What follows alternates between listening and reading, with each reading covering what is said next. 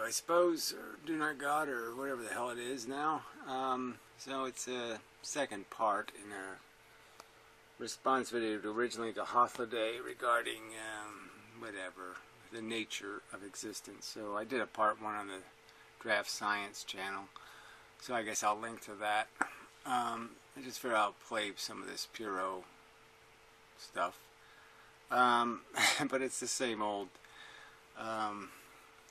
You know, it's just so human-centric, this way of describing reality from this first-person perspective, and almost in a complete and obsessive way, rather than the first realization being the realization that you're not just, you're not the center of the universe, you're not it's not there for you to watch it. It isn't constructed for your entertainment. It's there to be described, and the reality of the description is something, you know, we can sort of map the territory accurately or inaccurately, and clearly that just comes down to whether you're going to make a cartoon out of it, and a cartoon out of our consciousness, in the sense of just put little men in there, they're doing all the work, in some kind of silly drawing of the reality. And you can make everything so much more palatable by turning them all into little cartoon characters, but that's not really what reality is doing, and it's not a fair description of reality to keep imposing your human-focused ambitions and preferences onto the reality. And so Puro crosses the line so aggressively that he gives inanimate objects needs and feelings and wants and desires, and it's just it's not the truth. It's not. It has nothing to do with describing the truth. And he uses this guise of information. He keeps talking about the world as if it's full of information. The world's actually doing stuff. It's not there to be information. We can convert it into information, and you can either do that conversion honestly or dishonestly. And I guess I'm going to argue his conversion is completely unfair to the facts. So we'll play some of this silly putty, and that's all it is. It's just turned it all into some sort of kid game. I'm gonna have to have volume of some kind. I shall fix that. Why is it that? Oh, because I have it turned all the way up because of Hothloday videos. Ways that evolutionarily we're just born to think. Well, let me go back a tiny bit more, because you want to get the whole sentence there, because that's just some sort of snide almost against. Existing universe is information being transitioned through various states. And in a way this shouldn't be. Information transitioned through various states. So this is how he describes reality. So water going down a waterfall or something is information going through various states. No, it's water going down a waterfall. That's surprising. If we are evolved in material in the I mean, even the question, if we are, this whole gameplay of let's let our imaginations run wild, and yes, that way you can create gods, and you create all kinds of silly stuff about all these silly scenarios that we're in a virtual reality, and then I could just say, well, that virtual reality is in a virtual reality, and I could say, well, that virtual reality is in a virtual reality. I mean, it's it's just silly. And then the bottom line would be something had to evolve somewhere, so it doesn't matter. It's like the old panspermia nonsense of life coming from another planet. So what? It evolved somewhere. Does it really matter which planet it evolved on? It's bugs. Because that's going to be the theme of this video. This is all just so human pretentious. We're just bugs. Okay, yes, okay, we're fancy bugs. You know, we do these little fancy things with the whole pinky out. We speak this little fancy language, and we wear little fancy clothes and little fancy badges, and, you know, play our little fancy songs and our little fancy games. We're just bugs. You know, there's nothing else. We're made out of the same crap. You know, and the agenda is essentially the same, and it's the biological agenda, and it's selfish and stupid. In the naive ways that evolutionarily we're just born to. Naive ways that we're just, you know, I don't know what's the naive part exactly. The crude materialism is somehow naive, so you can't even tell what he's saying. Think. Yeah, our brain exists because it's a scheming tool. And not because we don't have a brain because we were going to do opera someday or Shakespeare someday. We have a brain because for a certain little period of time there was advantage to these incremental steps in being able to be more functional by having this central processing mush. And one of the stages, though, was language. We acquired it. Nothing else acquired the ability to do the abstract, symbolistic language. And that is what opened the door for all of this intellectualizing and all these conversations. But the basic origin, just a mere 50,000 years ago, brains weren't doing anything high-minded. They were doing everything scheming and purposeful to the selfish purpose of getting their DNA into the future. Well, we're physical things. Our brain works processing information. It turns out the universe is made of information. See, it turns out the universe is made out of information. Isn't that convenient? We have a brain that processes information, therefore the universe was made for... I mean, it's just such bullshit. And what information does the universe contain? What it screams is, you know, frankly, is sterile and crude and brutal, unyielding to any kind of reasonableness. It doesn't care. It will wipe us all out in some fireball. You know, it'll incinerate us with gamma radiation. You know, it doesn't give a shit. There makes perfect sense. Well, whatever. It makes sense to you. Come back to things like, do fields exist, though? You have to remember, I'm going back to my stream of information. I'm saying, well, yeah, I know of no other concept.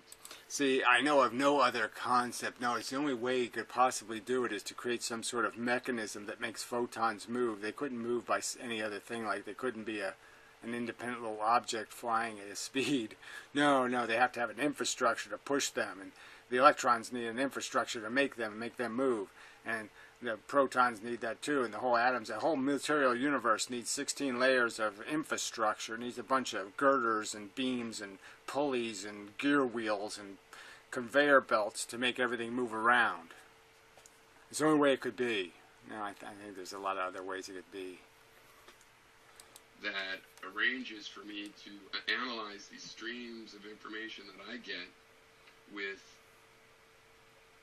space filled with details, so there can be local phenomena. So something could be happening over here where there's again, this whole idea that anything is local, it's absolute. It's in the real world or it's not happening. There's no local world. Strong force vector, and over here there's a weak force vector. Like that means something. That means something to you? There's a strong force vector and a weak force vector. That's food for thought, or what? Staring. What the fuck is that? So that exists, but could it be something else than the concept of space that you've seen somebody talk about in a physics video? Yeah. Yeah, it could be. Yeah. It could be a concept of space where space is actually not anything and the something moves around in the nothing. For certainly is. different. We don't have the perfect concept of space.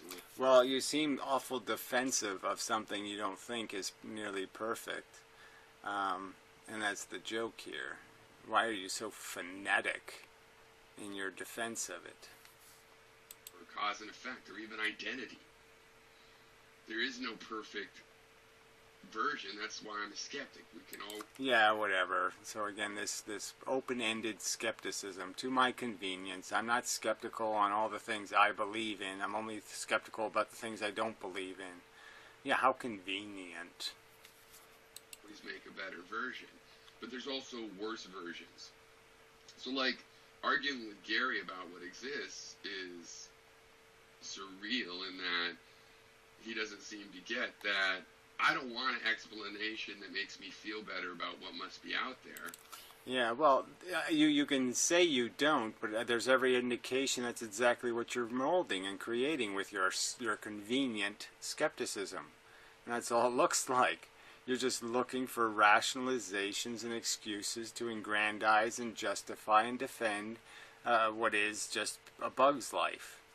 And you'll even defend a bug's life. You'll defend this Borgish, drone-ish horror of like the drone, the bee drone, yeah, of just being a slave to the Queen's DNA and having absolutely no life, just being a worker bee, and that just means constantly and perpetually for your entire life, just serving a purpose, and ultimately being used as a shield to have your life ended by you, spending your last days as a warrior bee, looking for somebody to kamikaze on. And that's a great life. Fuck you. I only want explanations that help me analyze the stream of information better. Well, I don't even know. How would you even know what helping you analyze the stream of information better? How would you even know what that looks like? How would you have a comparison to what... How do you know when you're doing that right? When you actually see God? I mean, there's just no way for you to... It's even a preposterous notion to say, I only keep the mechanisms that make me think smarter. How do you know what smart is? Because you can't declare anything real. Tell me when you've declared something or established some rational axioms that you have something to compare it to. You don't have any ruler. Fucktard. You can't tell what you're talking from a psychopath's babble by your own loose standards. Which can be proved by predicting, showing me patterns where I didn't see the pattern. Show me the pattern. Right, and all you need for a prediction is the most meager of predictions. It doesn't have to be much of a prediction at all, just the most meager, especially predicting about what's going to happen in circumstances we can't create. Yeah, give me some predictions about what will happen in circumstances we can't create, because those are my favorite ones. Get all of those right, ones you can't test. Again, this is just all so convenient. All the mystery is where in the places we can't look. All the magic powers. Pattern, I could go, and then I could check the pattern. And every time I set up an experiment, I will see that. If we drop a bunch of weights of different weights and they all fall... Oh, whatever. I mean, it drops it to the simplistic gibberish. And we know that the experiments that are defining most of his truths aren't these kind of dependable kind of experiments, and they're ones that don't give clear answers. But, of course, he'll just pretend they're like dropping steel balls on the ground or something. At the same speed, we put a high-speed camera, we find out the exact formula that it's dropping. All we've really done is said, look, I built this apparatus. Come look in my lab. See? And here's the math of it. Here's how I built it. You could go back to your lab. Yeah, right. I can take wave tanks and overstimulate the waves and then say it's the same experiment. Yeah, sure you can. You can cheat. And build one, do it, and go, I got the same results. And I come to your lab and we go, look, the same result. Right. Well, this has, like I said, this has nothing to do with current the edge of physics now. All of these results are based on these very obtuse and extremely complex experiments that are where all kinds of assumptions are built into the experiment. So what's the point? Assumptions that can't be proven. And then we're looking out the window while we're pondering the deep truths of all of this, and we see an apple fall to the ground. And we go, you know what? I'll bet that apple's falling the same way as the... Oh, geez. I mean, he's going back to Newton's time and talking about this is like this is philosophy. Let's just jump ahead a little, see if he says anything. I don't think he's going to say anything else worth listening to. He uses all these, infantile nursery school analogies. Not watching are probably falling in the same way. And then we see a leaf fall. And we say, still going on. This is bullshit. Anyway, what does this have to do with observing any of the important details regarding the significance of existence? I'd say it has absolutely nothing to do with understanding either the origins or the mechanism or the function of what's happening in this universe. And clearly, as I pointed out, we can look at most of the functions and realize it's inconsequential. Stars blowing up in galaxies, all kinds of stuff spinning around. If it's just a bunch of material gases, nothing to see here. Now, I would say there's clearly a distinction, a line to be drawn that Hothloday doesn't understand between those inanimate objects and the ones that are conscious and sensate and have the capacity to suffer. And once that capacity is existing in something, then it's a different ball game. And then it becomes significant what's happening to it. And we can understand the evolution of that process is through this biological replicating gladiator war contest for the survival of this fittest thing. And that's what made this mechanism, because it had advantages in playing the game. And now it has everything. Now it's much more complicated in the sense that it's not designed just to scheme anymore. It's designed to understand and to dissect and to process the world through something other than a crude agenda. And because of that capability, it obviously doesn't function at the will of the DNA molecule, and it can function at the will of its basic native rationality. The fact that it was designed to accurately understand what it was seeing. It wouldn't function as a brain if we didn't see trees where the trees are, if we didn't know they were not something we could run through. I mean, it's made to do a good job of modeling the world, not a bad job.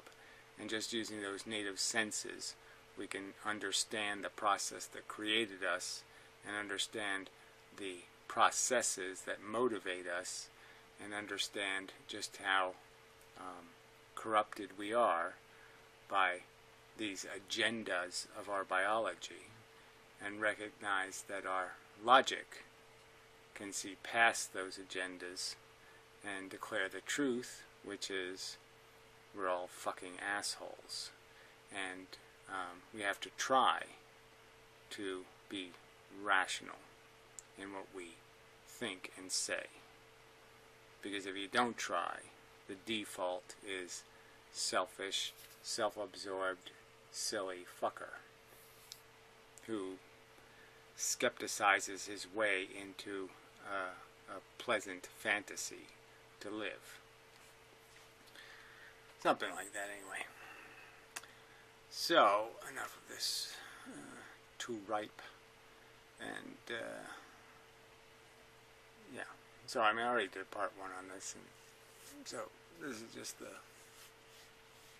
why this isn't the answer. This silly slop of